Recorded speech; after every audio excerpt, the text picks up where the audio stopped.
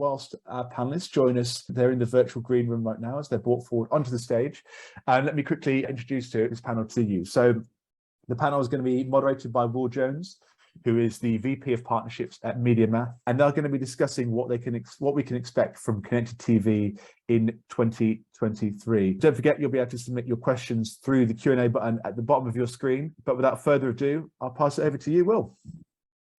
Thank you very much, Ryan. I can't see my panelists, but I'm hoping that they can hear me.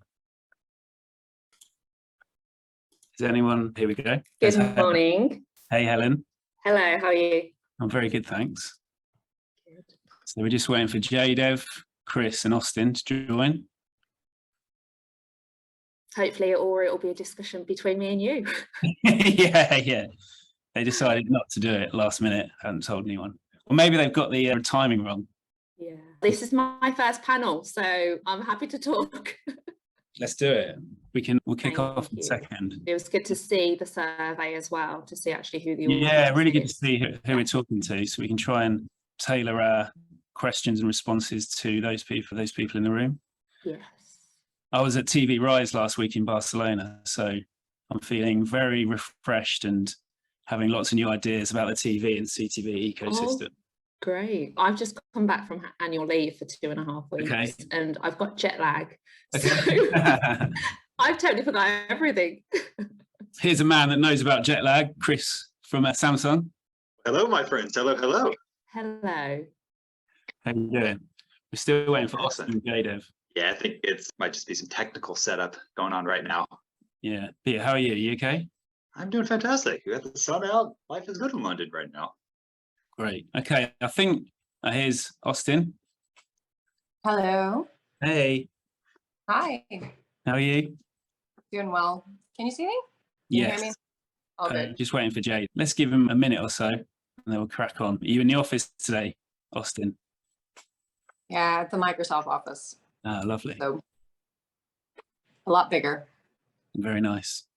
Okay, Jaidev's not on yet, so we're gonna crack on. This is the first panel of the day of this IAB Europe Virtual CTV Day. I'm Will Jones. I'm VP of Partnerships at EMEA and APAC at Omnichannel DSP MediaMath, and I'll be the moderator here on this panel. What we're going to look at is what we can expect from CTV in 2023. And I think we're at a really interesting moment for the CTV industry. It now seems we are entering a new phase of the advanced TV universe, characterized by new digital-like capabilities offered by the TV ecosystem. So what we want to discuss here is how these advances shape the CTV market over the next 12 to 18 months. And I'm sure we'll cover topics like measurement, new publishers entering the space, new forms of addressability, and how best practice can differ by region and country.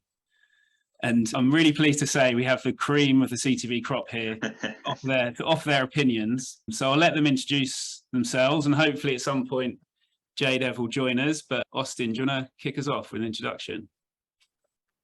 Yeah, I'm Austin Scott, head of video market development at Xandr, recently acquired by Microsoft. Great. Helen?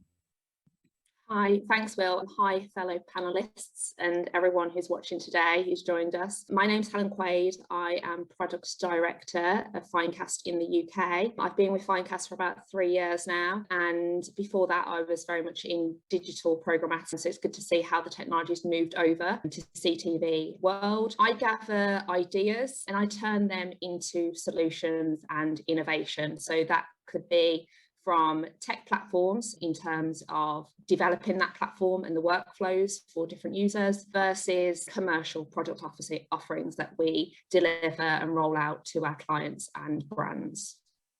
That's amazing. And then Chris, finally. Hello, everybody. My name is Chris Kleinschmidt. I am currently over at Samsung Ads, where I am right now the head of platform sales across the EU. So specifically what that relates to is leading our programmatic sales and strategy across our publishing platform, Samsung TV Plus, which is an OTT/FAST app that is pre-installed on Samsung TVs. So very much neck deep into the connected TV space, and very excited to have this conversation today and get the opinions of everybody. Brilliant. Yeah, I think we've got a nice panel here. We should have a lot of different opinions from across the space. So I think firstly, it'd be good just to level set or set the scene around advanced TV. So I'm going to come to you first, Austin, and help us define what we mean by advanced TV and how does that look compared to connected TV. Oh, Jaidev's on as well. Oh, look at the background. So professional. Just in time. Sorry, I thought it was at 12:05 for some reason, but must have got the time. The old Central Europe time. Ah, that makes sense. This is an EMEA panel, of course. But yeah, Jaidev, just do a quick introduction of yourself. Hi everyone, I'm Jaidev. I look after demand at PubMatic. I've had previous stints at Sky, on the com, etc. Yeah, great to be here. Cheers. Good to see you, mate. Okay, Austin. Yeah. Help us define advanced TV. Yeah, I think that advanced TV is a really great way to just roll up all of the wonderful benefits of linear and all the advances of digital and programmatic and automation. When we think of CTV, it's a bit more specific kind of to your smart TV or an OTT streaming service app that's on a big screen. But I think advanced TV helps bucket in all the other ways, all the other kind of newer video on demand that happens on any sort of access point. I think a big conversation has been about like still just TV. You're just doing it differently now.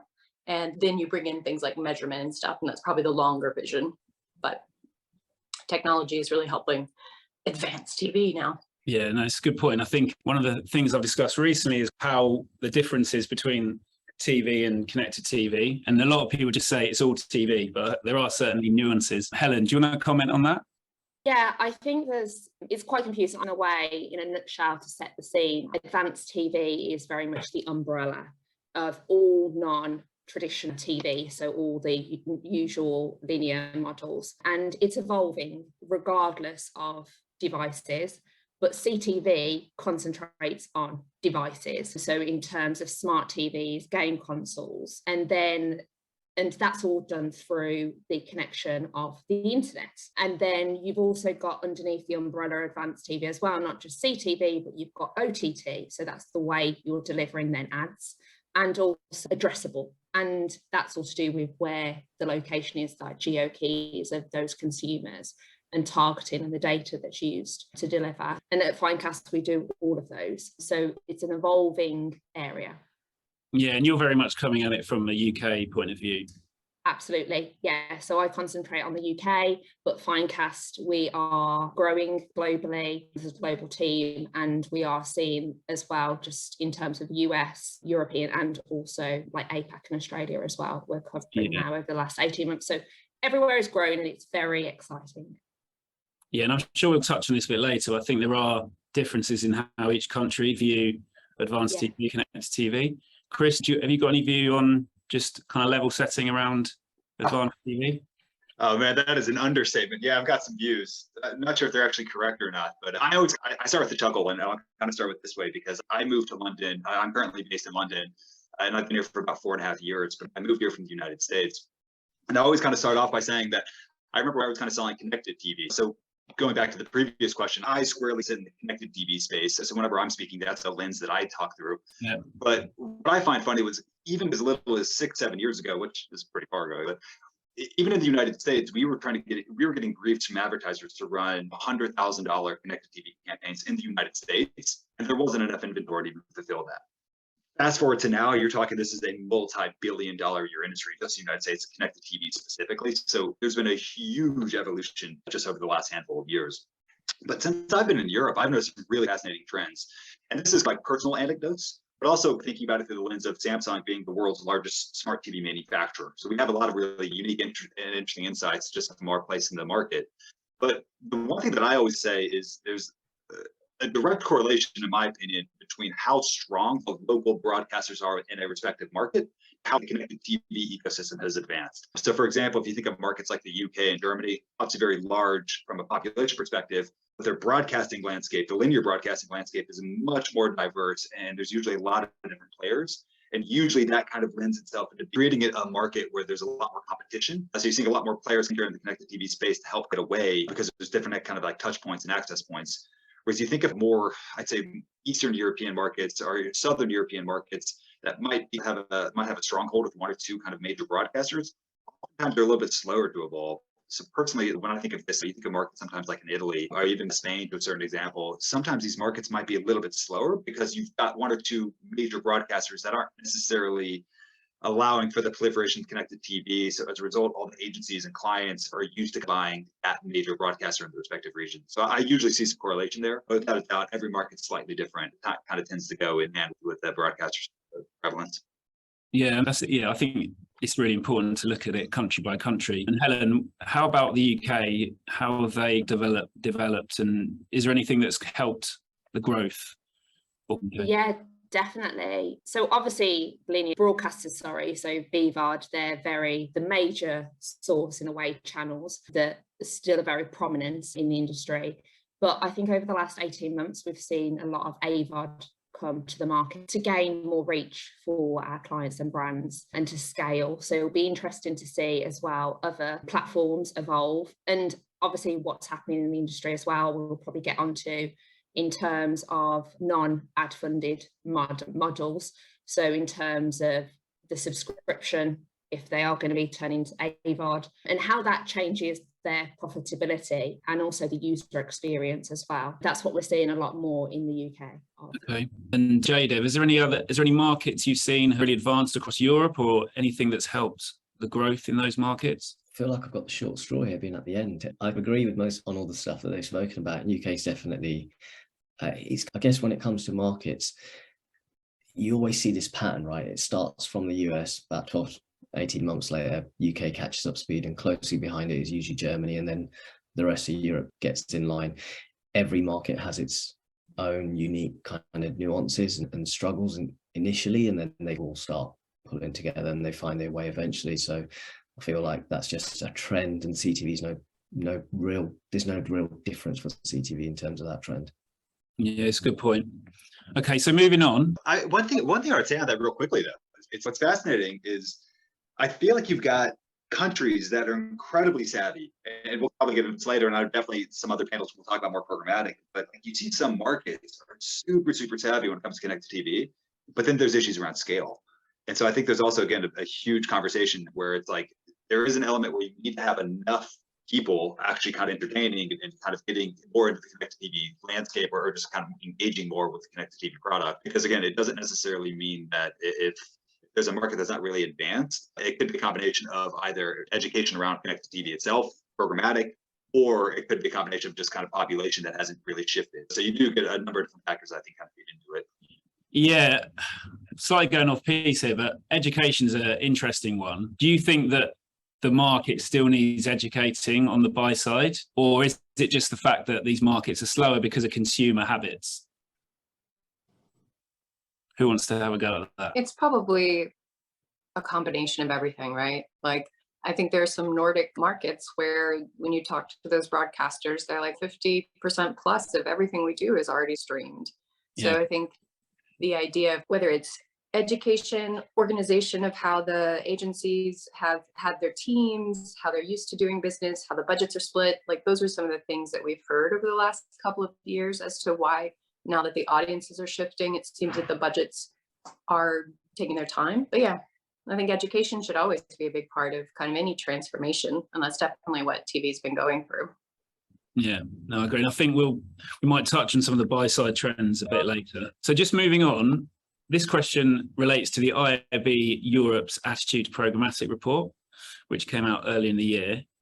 And one of the things that came out of it was that all stakeholders said CTV would fuel programmatic growth in 2023. Do you guys see that as a main channel driver? I'm going to come to Jaidev first on this one. So connected TV in the report was cited as being the biggest key programmatic growth area over the next 12 months by all stakeholders in the group. Now, with advertisers kind of allocating more dollars to that channel than ever before, just because the channel itself naturally provides an alternative method whereby they can reach and engage their specific target audiences, but remain on that kind of TV screen. What the report showed is that one of the avenues of activation was an increased use of PG, so programmatic guaranteed. This would imply to me anyway, that there's a closer relationship than ever before between advertisers or their buying agencies and the publisher directly. And that kind of helps to shine a bit of a light on the inventory quality, the prices, because let's face it, CTV at the moment, I guess we're calling it CTV here, right? But at the moment, it is somewhat of a fragmented environment, and it's still going through its changes depending on which market you're in. The report also stated that over a quarter of advertisers ranked cost efficiencies as being the most important driver for programmatic investment. That was closely followed by control and transparency, but going on and remaining on the cost point, it was kind of, the cost was also not only a driver, but it was also a barrier. And that leads me into Q4. This quarter is going to be very special because you've got the World Cup and you've got Christmas at the same time. And so you'd anticipate floor prices to rise and most publishers to increase. And then you're naturally going to get more competition as well. And as much as it hurts me to say this, but not everyone is, I'm a big fan of the World Cup, but not everyone's going to be watching the World Cup, let's face it.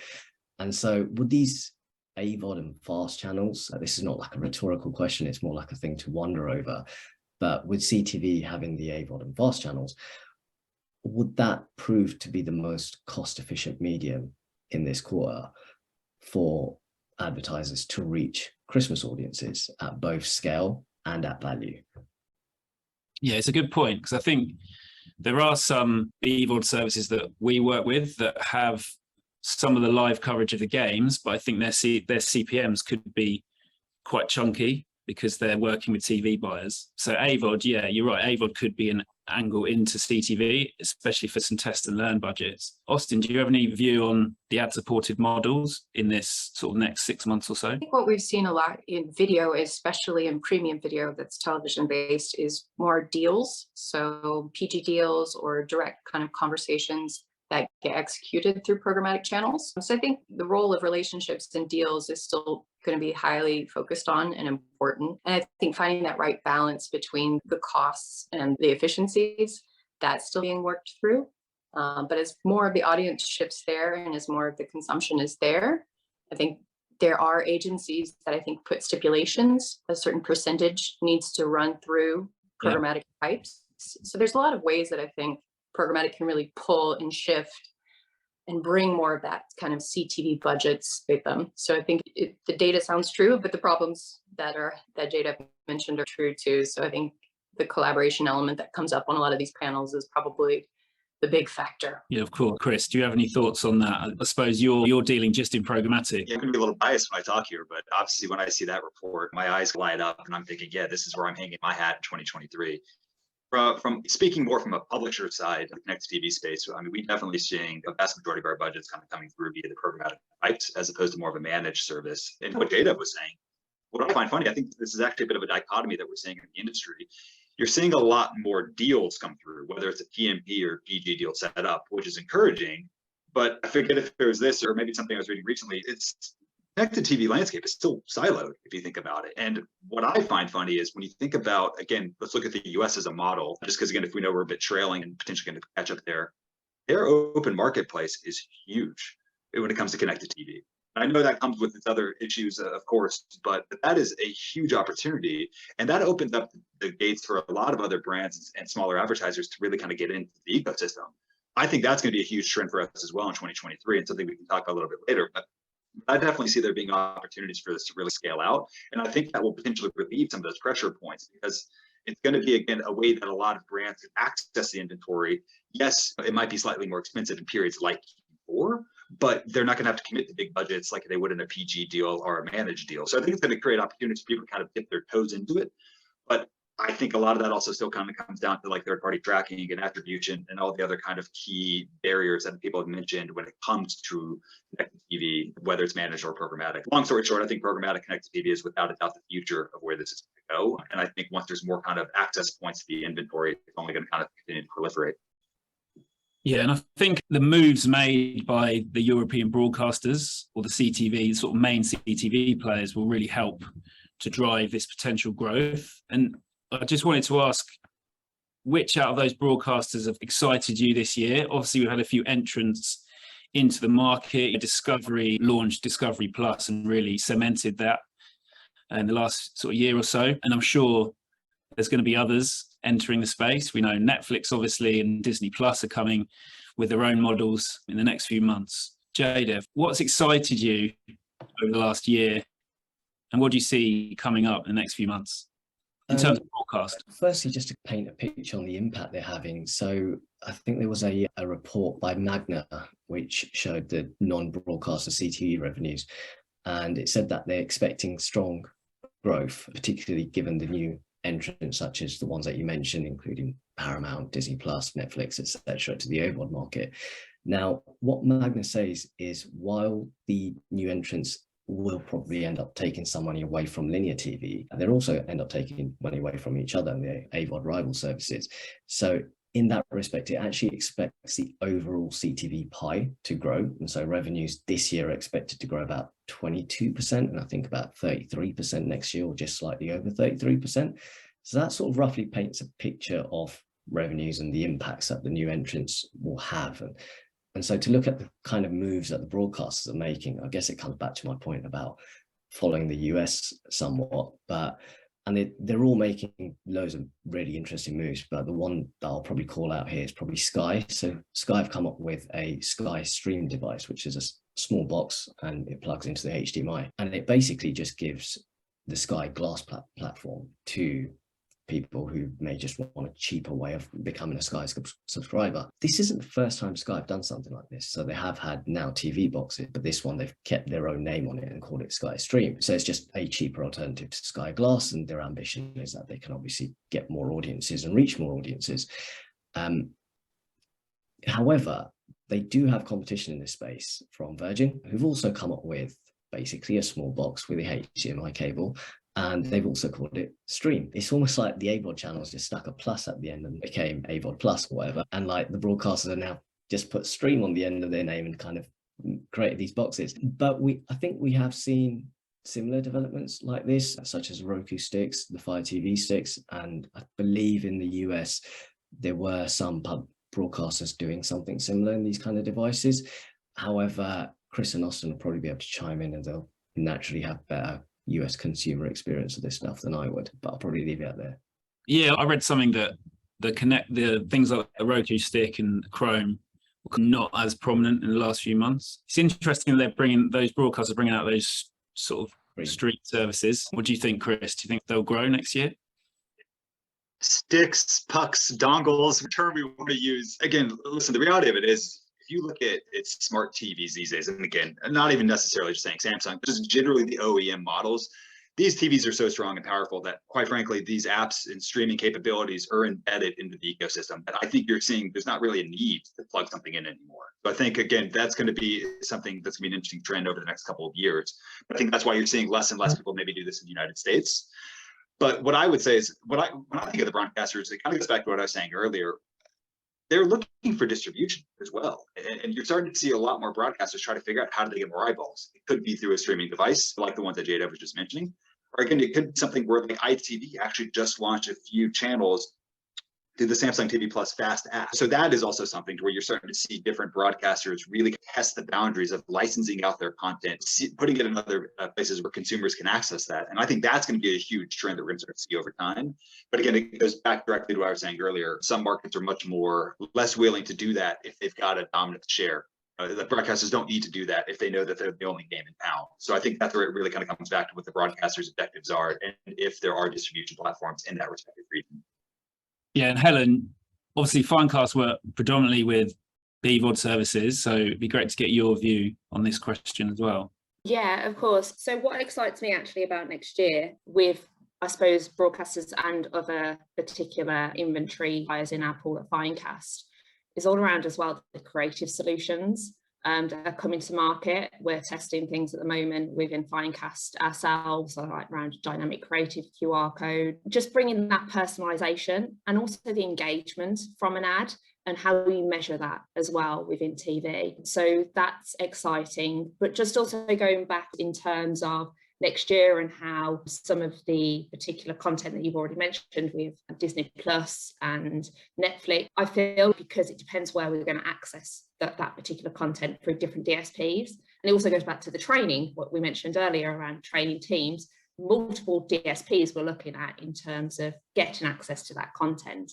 it's going to be a bit like a Tetris game. That's how I look at things, in terms of you want to deliver your revenue, like the budgets for the clients, and you want to do that efficiently with the right audience, with the right creative, at the right time. You've got all this potential different channels, and how do you use that most efficiently when you are trading and when you are delivering campaigns? So that's going to be really interesting when we do get these extra things within the industry. Yeah, and I think there's so many, there are going to be advances, obviously. There have been this year, but I do feel we are entering this kind of new age of CTV and advanced TV, where there's going to be a lot more inventory, premium inventory available. There already is now, and there will be more of it. I do think there's still fragmentation on spend, can be quite sporadic. And we have, so the next question, we're going to talk about buy side and spend. And we also had a question in the Q&A box about where do we think these spends in CTV are coming from? Is it incremental to add on to media, or is it going to come from linear TV budgets? So that leads on to why we think there might be some sort of spends are getting held back a bit. So I'm going to come to you, Austin, first on that. So that's quite a long question, but what I'm trying to say is, do we think spends will come from linear teams? Do we think they'll come from the digital teams as an add-on to linear? I think maybe every company is going to come up with their decision, but some of it comes down to the measurement, and the currencies are a bit different. So it's not as easy to just flip a switch and shift the dollars over. I think maybe some of the data is not there to inform the decision. I think the missing audiences are typically your 18 to 34s that are shifting away from linear. So it's just an element of what portion of the budget is that, how, then you don't know the frequency. So there's a lot of things that just make it not easy to just go, oh, okay, they're over there now. So I sympathize with the challenges ahead on that. Yeah, for sure. I think something that came up at a conference I was at last week was on CTV, if we can crack reach and frequency measurement, then that could go a long way to being able to move more digital, more linear budget over. Obviously, we're not quite there yet. What do you think, Helen, on this in terms of where the spends are coming from, or why they're still quite sporadic? You were obviously, so. Yeah, I think every area has its own space. I think it's needed. And I think as well, I suppose from a client's perspective, agency perspective, maybe it's the trusted and verified partners they don't know much about. I think also it might be in terms of, we might see it just in terms of the current market. They will want their money's worth, and they will want to know that they have more transparency potentially, and also the measurements. So the data to back up if CTV is right for them.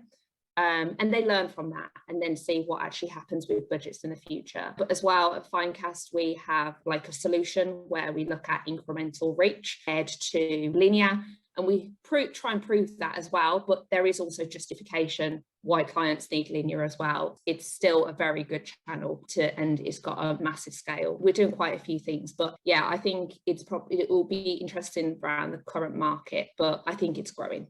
Yeah, and I think something else that I've been discussing recently is reaching those light linear viewers, and that could be another angle to push spends. Yeah, into. I think as well, sorry, I think really there's new to TV as well. That's where we're looking at where there's different revenue streams, not just what we're already in, but what we can go into as well. And there's brands out there that either haven't done TV before and they have no then data to understand will CTV work for them, but also just generally in terms of they've done linear but they've never done CTV. So there's brands out there that haven't done TV before. Yeah, and Chris, what do you think on the sort of sporadic nature of spends? Yeah, honestly, being on the sales side, which I do this answer sometimes, what I would honestly say is a vast majority of what I see is typically comes from the digital teams. I think oftentimes when they see something basically being done over IP, usually it correlates into that kind of that team representing the budgets. But it goes back to exactly kind of what everybody else was just saying. There's the issue around scale. So I think that's one thing that obviously comes up time and time again. And when you're talking to a digital team, usually scale is never an issue, right? When you're talking to a linear team, usually scale is never an issue. But what I think is fascinating about the connected TV space is whenever you work with a publisher, if you will, or a connected TV partner that has some sort of look into kind of data around light linear TV watchers or incremental reach to linear TV campaigns, that is, I think, the story that's going to resonate the most. But again, it doesn't necessarily mean the budget's being shifted over from the linear team to that digital team. So I think that's where there's going to be still a bit of a black box when it comes to advertisers and agencies. One thing that I would say that I find also really interesting is when you think about this kind of paradigm shift, the one thing that I always still ultimately come back to is we in connected TV need to be speaking the same language when it comes to measurement to those respective teams where we're trying to get the budgets. And we arguably, I wouldn't say we've done this deliberately, but part of the issue comes down to that third-party tracking and the lack of the ability to do that in connected TV because of consent. And this is actually a topic, I'm kind of teeing this up for later in the conversation today as part of this conference, but there's a lack of consent in connected TV.